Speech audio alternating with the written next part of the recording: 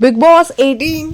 चलिए बात करते हैं भाई टाइम गॉड टास्क के बारे में, है ना। आज तो बात करने के लिए बहुत कुछ है। टाइम गॉड टास्क में कैसे बैसनेस दिखाई गई या फेयर खेला गया, क्या हुआ। ईशा को बहुत बुरा लग रहा था भाई, आज तो ईशा को रोना आ गया। ईशा फूट फूट के रोई है कि मेरे साथ तो बहुत बुरा हो गया।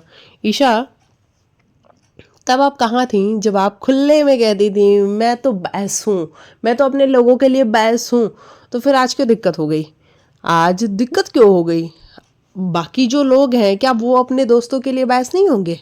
और आप ही से तो लोगों ने सीखा है। एक्चुअली श्रुतिका, चुम, उनको बहुत अच्छा लगता था जब आप अविनाश के साथ, विविन के साथ, एलिस के साथ खड़ी होती थी और कहती थी खुले में कि मैं तो बायस हूँ, मैं तो अपने लोगों के लिए बायस हूँ। उनको ये सीखने को मिलता था कि यार दोस्ती हो ना तो ऐसी वाली दोस्ती हो। बस वही वाली दोस्ती आज श्रुतिका ने दिखा दी है। तो फिर आपको इतनी मिर्ची क्यों लगने लगी? आपको भी देखना चाहिए था कि हाँ यार क्या दोस्ती है। डे वन से पता था हमें, तो डे वन से नहीं, मतलब ये टास्क शुरू होने से पहले ही पता था कि अगर संचालक श्रुतिका है तो ऑब्वियस सी बात है चुम बनेगी टाइम गॉड। बहुत क्लियर पता था। विवियन ने करण को गिरा दिया, रजत को गिरा दिया। करण और रजत तो एक बार भी कहने नहीं गए कि हमें विवियन ने गिराया। गिराया ना। तो जब इसमें सब गिरम गिरम गिरम गिरम हो रहा था तो श्रुतिका ने पहले ही बोल रखा था कि मैं अपना जो है डिसाइड करके बैठी हुई हूँ कि कौन टाइम गॉड बनने वाला है। तो वो पहले ही डिसाइड कर लिया था उसने। लेकिन बिग बॉस को बहुत बुरा लगा है, बिग बॉस को इतनी मिर्ची लगी है। बिग बॉस का कहना था कि श्रुतिका, मैंने तुम्हें इसीलिए टाइम गॉड बनाया था, मैंने तो इसलिए बनाया था कि तुम फेयर खेलो। बिग बॉस आज तक आप कहाँ थे? आपकी फेयरनेस कहाँ थी? मतलब मुझे समझ नहीं आ रहा, कंटिन्यू श्रुतिका को ताने मारे जा रहे हैं। जो फेयर संचालन करने वाली श्रुतिका है वो श्रुतिका फेयर संचालन क्यों नहीं कर रही हैं? बिग बॉस को ऐसा बोलने का मन कर रहा था। और बिग बॉस बहुत गुस्से में थे, श्रुतिका को ताने मारे जा रहे थे बार बार कि जिस तरीके से वो मैनिपुलेट हो जाए, बिग बॉस की बातों में आ जाए और कह दे कि नहीं नहीं बिग बॉस ईशा जो है वो टाइम गॉड है। नहीं, वो अड़ी रही अपनी बात पे, खड़ी रही अपनी बात पे कि नहीं चुम ही है टाइम गॉड। और वाकई में मुझे बहुत मजा आया श्रुतिका को देख के, जिस तरीके से उसने एक स्ट्रांग डिसीजन लिया और फिर वो हिली नहीं अपने डिसीजन से। और उसने करण को भी बोला कि करण तुम साइड में रहो, तुम परेशान मत हो चुम के लिए, मैं सारा ब्लेम खुद पे लेने के लिए तैयार हूँ। सबको पता था कि अनफेयर हो रहा है। लेकिन डे वन से बिग बॉस कहाँ थे आप? इतना ही आपको अनफेयर अनफेयर नजर आ रहा था। तो डे वन से जब अनफेयर हो रहा था, इनकी टीम को चांस नहीं मिल रहा था, बार बार ये लोग टाइम गॉड बनने जा रहे थे। जिस तरीके से रजत जाके उस टीम में हाथ मिला के करण भी टाइम गॉड नहीं बनना चाहिए, चाहे फिर चाहे जो भी बन जाए, इनको एक बार भी चांस नहीं मिल रहा था। तब आप कहाँ थे? तब आपने एक बार भी आके किसी को सलाह नहीं दी कि अरे भैया उनको भी बना दो टाइम गॉड। जब उनका संचालक होता था तो टाइम गॉड उनका बनता था। और आज जब इनका टाइम गॉड है और संचालक इनका फेवर ले रहा है, इनको टाइम गॉड बना रहा है, तो बिग बॉस को खुद मिर्ची लग रही है। बिग बॉस को लग रहा है कि हमने श्रुतिका को संचालक जरूर बनाया है लेकिन टाइम गॉड तो ईशा ही बननी चाहिए। अरे कैसे बनेगी बिग बॉस? और आपको लग रहा है कि आपके प्रेशर में आके श्रुतिका जो है वो चेंज कर देगी अपने पॉइंट ऑफ व्यू को। बहुत मजा आया मुझे श्रुतिका को देख के, जिस तरीके से उस लड़की ने अपना पॉइंट ऑफ व्यू नहीं चेंज किया, बहुत अच्छा किया उसने। लगी हद मचा रखी। और ईशा को तो रोना आ रहा है भाई, मुझे रोना आ रहा है, मुझे रोना आ रहा है। अविनाश, मुझे रोना आ रहा है। तो क्या करें ईशा, क्या करें? पहले लोगों को भी रोना आता था, तब आपको नहीं समझ में आता था कि यार हमें उनको भी चांस देना चाहिए, हम उनके लिए भी फेयर हो सकते हैं। नहीं, तब तो आपको बड़ा मजा आ रहा था। लेकिन आज जरा सा आपके साथ कुछ हो गया, आपको तो रोना ही निकल गया। और कल तो सलमान सर बता भी रहे हैं कि आपका बाहर क्या चल रहा है, हम तो शायद मिल भी चुके हैं शालीनता वाले इंसान से। भाई ये शालीनता वाला इंसान है कौन, जरा हमें भी कोई बताएगा? हम वही है क्या जिसको हम समझ रहे हैं? अच्छा, मतलब वाकई में ईशा इतनी गुन्नी है?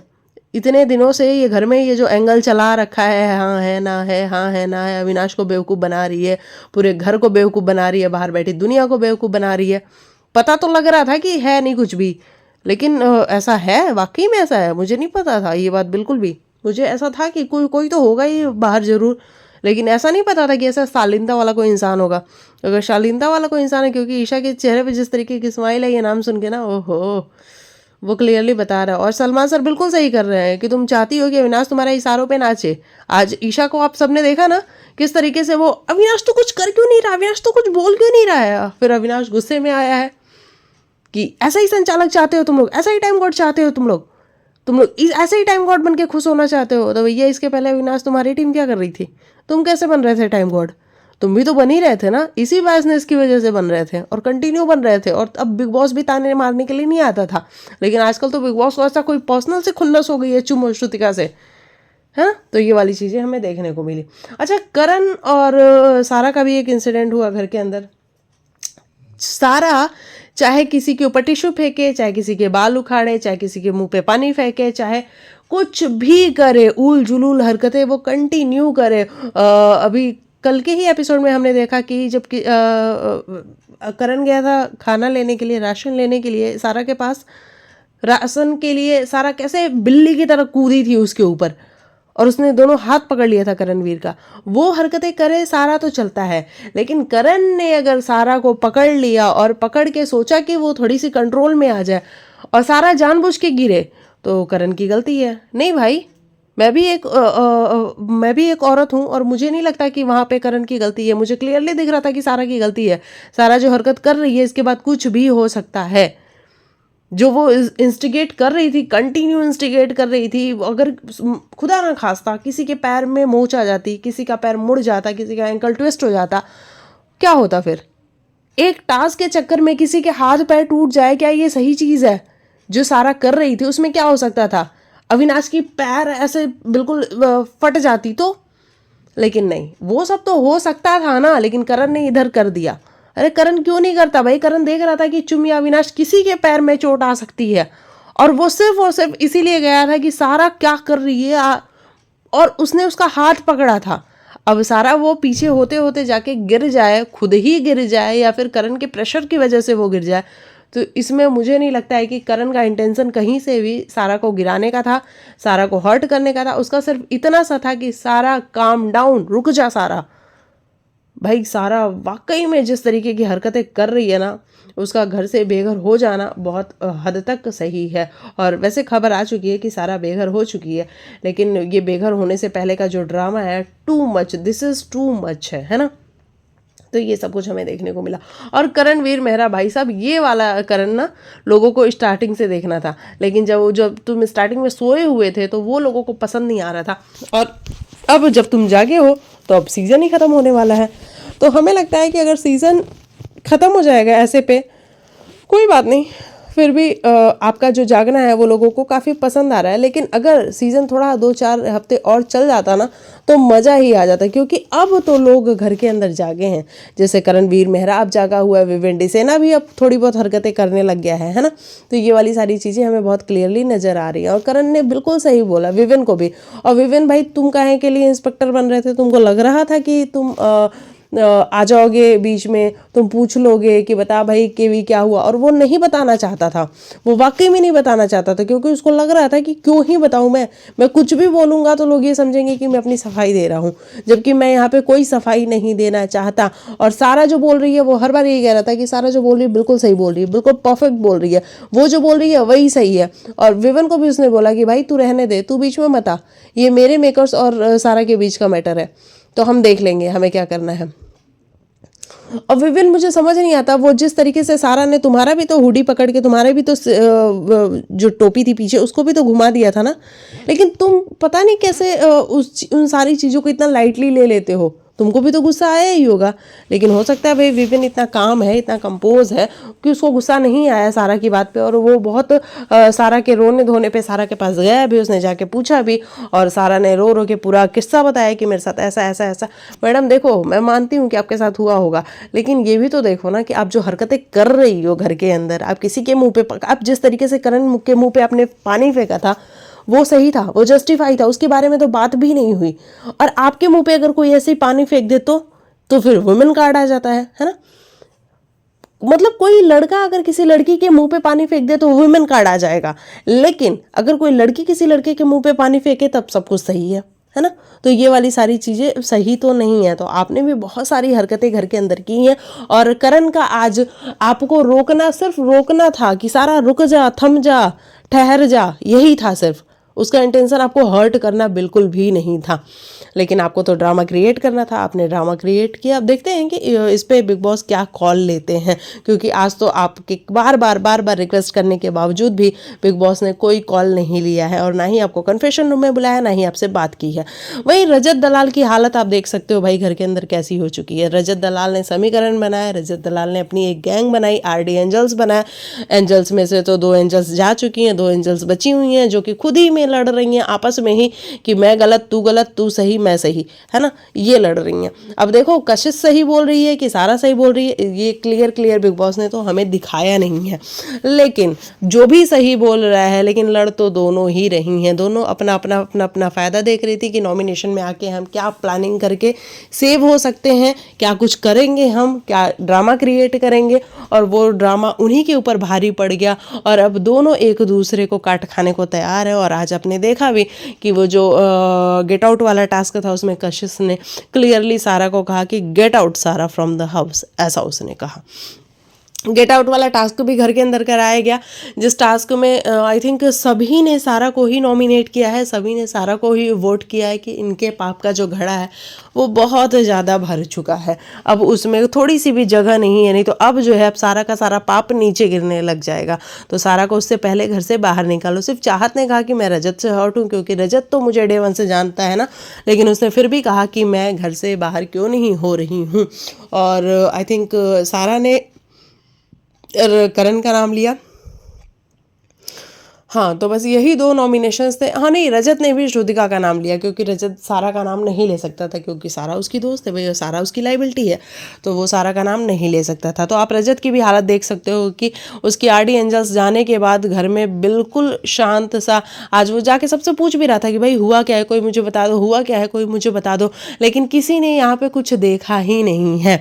सिर्फ शिल्पा जी ने थोड़ा बहुत देखा है, विविन ने कुछ भी नहीं देखा है, क्योंकि इंसिडेंट एक ही साथ सारे इंसिडेंट हुए ना, तो उसमें आधे लोग का ध्यान तो खुद के ऊपर था, वो बाकी लोगों को कहाँ से देख पाते, तो इसलिए किसी ने कुछ देखा ही नहीं। अब लोग पूछ रहे हैं कि क्या हुआ क्या हुआ क्या हुआ, जब तक बिग बॉस क्लियर नहीं करेंगे तब तक कुछ भी क्लियर नहीं होगा। बाकी सारा के हिसाब से तो सारा को पिन डाउन किया गया है करण ने, तो ये वाली सारी चीज़ें नजर आई। बल्कि रजत की हालत भाई घर में बहुत ज़्यादा बुरी हो चुकी है, और वो अब देखो कितना शांत सा हो चुका है, कितना समझदार हो चुका है। आज वो विविन के पूछने पे रजत भी आके बोल रहा है करण भाई बता दो ना, और रजत खुद भी गया पूछने के लिए कि करण भाई बता दो ना कि क्या हुआ था क्या था, और वहाँ पे करण का एक ही जवाब था कि भाई मैं नहीं बता रहा, है ना, जो भी हुआ था वो जाके सारा से पूछो, और सारा जो बोल रही है वो एकदम परफेक्ट बोल रही है, वो एकदम सही बोल रही है, जो सारा बोल रही है वही हुआ था।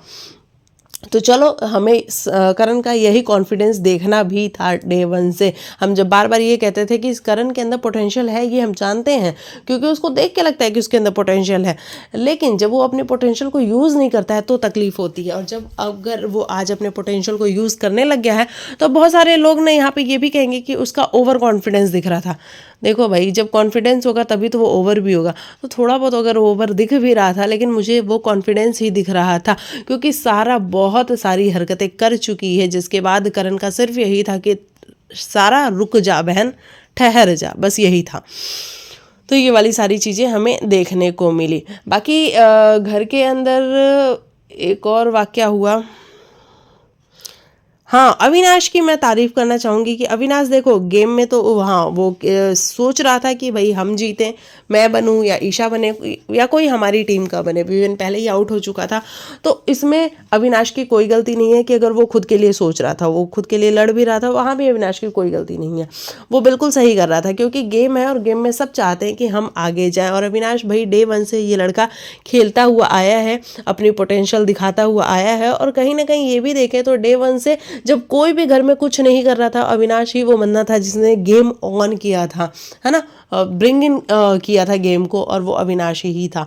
तो अविनाश कर रहा था वो सारी चीज़ें, लेकिन जैसे ही सारा वाला मामला आया भाई सारे लोग सारा पे ट्रस्ट करने को तैयार थे, लेकिन अविनाश वो बंदा था, उसने क्लियरली कहा कि मैं इस मामले में करण को बिल्कुल भी गलत नहीं मानता हूँ, मुझे लगता है कि करण ने जो भी किया सही किया, क्योंकि एक टाइम को तो मुझे भी इतना गुस्सा आ चुका था कि मैं सोच रहा था कि मैं ही उसको धक्का दे दूँ, लेकिन करण ने जो भी किया वो सिर्फ इसलिए किया कि वो रुक नहीं रही थी, उसको समझ में नहीं आ रहा था वो क्या कर रही थी, वो कंटिन्यू किए जा रही थी और उसके ऐसा करने से किसी के भी पैर में चोट लग सकती थी, किसी का एंकल ट्विस्ट हो सकता था, किसी के घुटने पे लग सकती थी, कुछ भी हो सकता था। सिर्फ एक गेम के लिए आप अपना अगर हाथ पैर तुड़वा लो तो वो अच्छी बात नहीं है। हालांकि सारा का इस पर भी जस्टिफिकेशन था कि मैं तो देख के कर रही थी, मैं उसका पैर देख रही थी। नहीं मैडम, आप जो कर रही थी ना उसमें कुछ भी हो सकता था।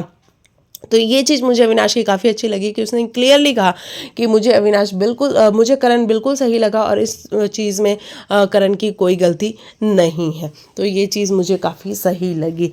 और उसके बाद से ईशा सिंह के बारे में तो हमने बात कर ही ली कि ईशा को बहुत बुरा लगा था, आज ईशा को रोना भी आता। चुम गई थी ईशा और करण के पास बात करने के लिए, जहाँ पे उसने ये बहुत क्लियरली कहा, उन सब की बातें हो रही थी और वहाँ पे अविनाश ने एक चीज़ नोटिस कराने की भी हमें कोशिश की कि फिर भी चाहे बात जो भी हो, लेकिन चुम के थोड़ा सा परेशान होते ही करण अपना गेम छोड़ के, टाइम गॉड का गेम छोड़ के आ गया चुम को सेव करने के लिए। और करण के और चुम के इस रिश्ते पे कहीं ना कहीं अविनाश फोकस कराना चाहता था, हमारा भी, ताकि हम भी इस चीज़ को देख पाए। लेकिन अविनाश शायद नहीं देख पाया होगा। हमने देखा कि पहले उसको विविन ने हटाया, उसके बाद करण वहाँ से हटा, अदरवाइज करण नहीं हटता। वो परेशान हो रहा था चुम के लिए, ये चीज़ बहुत क्लियर थी। और चुम ने कहा भी कि देखो भाई, मैं कहती हूँ ना कि मैं करण को ट्रॉफी दे दूंगी, तो वैसे ही करण भी वो इंसान है जो मेरे लिए गेम छोड़ सकता है, मेरे लिए ट्रॉफी दे सकता है। तो ये तो बात है भाई दोनों के रिश्ते में कि दोनों एक दूसरे के लिए बहुत करते हैं और बिना कहे हुए करते हैं ना। एक होता है आप जता के कर रहे हो, आप बता के कर रहे हो, और एक होता है कि आप बिना बताए कर रहे हो। तो वो चीज़ बहुत अच्छी लगती है और वो चुम और करण के रिश्ते में कहीं ना कहीं नज़र आती है। वहीं और अविनाश और ईशा का रिश्ता हम सबने देखा है डे वन से। भैया ठीक है, हमारा रिश्ता है, लेकिन हम खेलेंगे अपने अपने लिए। ईशा को तो आपने कई बार ये भी कहते हुए सुना है कि अविनाश तो अपना खेल, मैं अपना खेलूंगी, मैं रजत भाई के साथ भी चली जाऊंगी। वो रजत ने ठरकी भी कहा था अविनाश को, इस बात पर भी उसने कहा कि ठीक है, मुझे वो बात ज़्यादा बुरी नहीं लगी, मुझे ऐसा लगा कि रजत भाई ने कुछ ऐसा गलत नहीं बोला, मैं उनको कैसे काउंटर क्वेश्चन कर सकती हूँ। तो ईशा अपनी कन्वीनियंस के हिसाब से, उसको पता है कि गेम में मैं किस किस का कंधा यूज़ करके आगे बढ़ सकती हूँ। जैसे वो अविनाश, विवियन, इनका कंधा पकड़ के आई है, वैसे ही उसने डे वन से एक ये वाला भी एंगल रजत के साथ भी बना के रखा है, जहाँ से वो आगे बढ़ती हुई चले और नज़र आए। और वो हमें बड़ी क्लियरली नज़र आई कि रजत के साथ भी उसका एक एंगल तो है ही।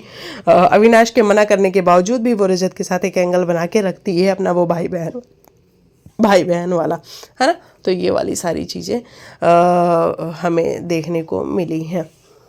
बाकी कशिश और सारा का झगड़ा हुआ, गेट आउट वाला टास्क हुआ, जिसमें कि सभी ने सारा को गेट आउट कहा, सिर्फ 3 लोगों को छोड़ के। चाहत ने रजत को बोला, श्रुतिका को रजत ने बोला कि मैं श्रुतिका को बाहर करना चाहता हूँ क्योंकि उसने दिग्विजय को बाहर किया था। और सारा ने करण को बोला। आपने देखा होगा कि सारा से जब बात करने शिल्पा गई थी तो सारा ने शिल्पा के हाथ पे भी ऐसे ही मारा था, और वो चीज़ भी थोड़ी सी अजीब सी थी कि सारा जब आप करती हो तो वो सब कुछ सही होता है, सब कुछ ओके होता है, लेकिन वही सामने वाला कुछ करे तो वो गलत होता है। और वहाँ पे रजत भी था, रजत बीच में खड़ा भी हुआ था कि सारा तुम ये सारी चीज़ें मत करो, ये सब कुछ मत करो। वही नॉमिनेशन से बचाने की बारी आई चुम को। बिग बॉस ने कहा कि घर की सबसे अच्छी मूरत जो किसी को के लिए बुरा नहीं सोचती, मतलब ताने वाने मारते हुए बकायदा। मतलब मुझे ऐसा लग रहा है ना कि बिग बॉस को ना चुम चाहिए ना श्रुतिका चाहिए। तो ताने वाने मारते हुए बकायदा बिग बॉस ने कहा कि इन लोगों से जो नॉमिनेटेड है उनमें से किसी एक को सेव कर लो। उसने क्लियरली चाहत को सेव कर लिया। और देखो चुम के पास था भी कौन, विवेन के साथ उसकी उतनी बनती नहीं है, अविनाश के साथ ऐसी कोई बॉन्डिंग नहीं है, ईशा के साथ कोई बॉन्डिंग नहीं है, चाहत के साथ थोड़ी बहुत बॉन्डिंग है, वो दिग्विजय के साथ भी थी और इसकी वजह से चाहत के साथ एक अच्छा बॉन्ड बना हुआ है। सारा भी आई थी कि चुम प्लीज़ कंसिडर मी, लेकिन वहाँ पे चुम बिल्कुल भी कंसिडर नहीं करना चाहती थी सारा को, तो बिल्कुल भी नहीं। कशिश ने भी कहा था, बाकी रजत ने कुछ भी नहीं कहा था, लेकिन उसने चाहत को सेव किया और मुझे अच्छा लगा। हालांकि चाहत कहीं जा भी नहीं रही थी, चाहत अभी सेफ थी, लेकिन फिर भी उसने चाहत को सेव किया और चाहत बहुत खुश हुई। तो ये सारी चीज़ें मुझे बहुत अच्छी लगी। अविनाश को बार बार डिफेंड किया जा रहा है कि अविनाश की कोई गलती नहीं थी, कशिश आप एंगल बनाना चाहती थी। चलो ये सारी बातें हम मान गए, लेकिन अविनाश ने कितनी बार चाहत के ऊपर, चाहत को कैरेक्टर असैसिनेट किया गया है, उस वाले मामले में क्यों नहीं बात होती है। चाहत को कितनी बार अविनाश ने कहा है कि तुम मुझे देखना चाहती हो, तुम मुझे शर्टलेस देखना चाहती हो, तुम मुझे गीले बालों में देखना चाहती हो, तुम कह दो ना कि तुम्हें मुझसे प्यार है, तुम इतनी ये हो वो हो, तुम 2 सालों से मेरे पीछे पीछे हो। मतलब बहुत सारी चीज़ें अविनाश कह चुका है इसी शो के दौरान, और एक नहीं कई बारी कह चुका है। लेकिन क्या मजाल है कि मेकर्स कभी उसकी इस बात को छेड़ दें। नहीं नहीं नहीं नहीं, उस बात को तो छेड़ेंगे ही नहीं। तो मुझे समझ नहीं आता, एक तरफ आप अविनाश का ये वाला भी रूप दिखाते हो जहाँ पे वो चाहत को हर बार डिफेम करता है, डिसरेस्पेक्ट करता है, तो वो वाली सारी चीज़ें मेकर्स के लिए फ़ाइन है। लेकिन अगर वही चीज़ कशिश और बाकी लोग करना चाहें अविनाश के साथ, तो आप उसके लिए कोर्ट बनाते हो, जूरी बनाते हो, जज बनाते हो और बहुत सारी चीज़ें करते हो। देखो, एक आदमी को जस्टिफाई करना बहुत सही है, मैं यहाँ आदमी औरत नहीं कर रही, लेकिन हर इंसान को जस्टिफाई करना सही है ना। तो फिर अविनाश के अगेंस्ट भी तो क्वेश्चन करो ना कि अविनाश तुम चाहत के लिए ऐसा कैसे बोल सकते हो, क्योंकि चाहत की कोई पर्सनालिटी नहीं है बाहर, चाहत के फैमिली नहीं है, चाहत के लिए चाहत के फैंस नहीं है जिनको बुरा लगता है। तो अगर आप कर ही रहे हो तो सबके लिए करो, सिर्फ एक के लिए करना थोड़ा सा ना ऐसा बैसनेस सा दिखता है। और कल भी आप एपिसोड में देखेंगे जहाँ पे कशिश की एक बार फिर से क्लास लगाई जा रही है, और कशिश ने कहा भी कि सर इसमें मेरा क्या फ़ायदा है, और सलमान सर ने कहा कि हाँ वही तो मैं भी कह रहा हूँ कि इसमें आपका क्या फ़ायदा है, आप ये क्यों कर रही हैं। और उसके बाद जो कशिश का टोन थोड़ा चेंज होता है कि ओके फाइन, और उसके बाद सलमान सर को गुस्सा भी आता है कि कशिश प्लीज़ डोंट डू मेरे साथ, है ना। तो ये वाली सारी चीज़ें हमें देखने को मिल तो रही हैं। चलिए, ये है मेरे हिसाब से आज के एपिसोड का रिव्यू, जहाँ पे मुझे क्लियरली कशिश और सारा का तो मतलब समझ ही में नहीं आ रहा। दोनों एक मैटर उठाना चाहती थी, दोनों उस मैटर में खुद ही फंस गई, फिर दोनों एक दूसरे के ऊपर ब्लेम गेम खेलने लग गई, है ना। तो ये वाली सारी चीज़ें हमें देखने को मिली। ऊपर से अविनाश मुझे आज के एपिसोड में बहुत अच्छा लगा, जिस तरीके से वो बंदा गेम के लिए बड़ा डेस्परेट रहता है, बहुत खुल के खेलता है, मुझे वो काफ़ी अच्छा लगता है। ईशा का एक बार फिर से हमें रोना धोना देखने को मिला, जहाँ पे वो खुद तो बायस हैं, खुद तो वो अपने लोगों के लिए बायस हैं और उसको वो बहुत प्राउडली फ्लॉन्ट करती हैं, लेकिन जब वही सामने वाला वही चीज़ करता है तो उनको रोना आ जाता है और वो कहती हैं कि दिस इज़ नॉट डन। तो मुझे ईशा की ये हिपोक्रेसी बिल्कुल समझ में नहीं आती है। वही करण और सारा वाला मैटर हम देखने जाए तो सारा जिस तरीके से चीज़ें कर रही थी टास्क के दौरान, वो किसी को भी हर्ट हो सकता था, किसी के भी हाथ पैर में चोट लग सकती थी और बहुत बुरे वाली लगती तो। लेकिन उस चीज़ को रोकने के लिए करण अगर आगे आया तो वो सिर्फ सारा को रोकना चाहता था, मतलब जहाँ से मैं देख पाई हूँ मेरे हिसाब से सिर्फ वो सारा को रोकना चाहता था, वो सारा को पिन डाउन नहीं करना चाहता था। लेकिन सारा गिरी, और मुझे लगता है कि वो फोर्सफुली आगे जिस तरीके से गए होंगे, क्योंकि एग्रेशन में सारा भी थी और करण उसको रोक रहा था, तो उसमें फोर्स तो लगा ही होगा। तो उस दौरान चीज़ें हुई हैं जहाँ पे वो थोड़ा सा गिरी है। तो ये वाली सारी चीज़ें, रजत का गेम बिल्कुल ख़राब हो चुका है। अगर रजत घर में बिल्कुल लॉस्ट सा नज़र आ रहा है ना, ऐसा लग रहा है जैसे उसका कोई गेम ही नहीं है। जो रजत इतना स्ट्रांग दिखता था, जैसे जैसे जैसे जैसे फिनाले पास आ रहा है रजत बिल्कुल लॉस्ट होता हुआ जा रहा है। विवेन डिसाइना इन्वॉल्व होने की बहुत ट्राई कर रहे हैं शो में, गेम में, और वो चीज़ बहुत क्लियरली हमें दिख भी रही है। आज जिस तरीके से वो करण के पास गए बात करने के लिए, उसके बावजूद भी करण ने उनको भाव नहीं दिया, क्योंकि शुरू से करण को कभी भी विवेन ने भाव नहीं दिया और क्लियरली ये कहा है कि you don't matter to me. तो करण अब हर बार यही कहता है कि मैं मैटर करता हूँ, मैं मैटर करता हूँ, मैं ये बात बोलूँ क्या मैं मैटर करता हूँ। तो ये बात बहुत क्लियरली हमें नज़र आती है कि भाई जब तुम डे 1 से उसको भाव नहीं दे रहे थे, तो अब उसे ऐसा लगता है कि मुझे भी तुझे भाव नहीं देना चाहिए। और इसीलिए आज उसने बहुत क्लियरली बोला कि ठीक है, तू मेरे से मत पूछ, और तू ऐसे इंस्पेक्टर बन के मत आ। अगर तेरे को सवाल पूछना है तो कायदे से पूछेगा, तो कायदे से जवाब भी मिलेगा, लेकिन ऐसा इंस्पेक्टर मत बन तू। ये वाली सारी चीज़ें मुझे नज़र आई हैं आज के एपिसोड में।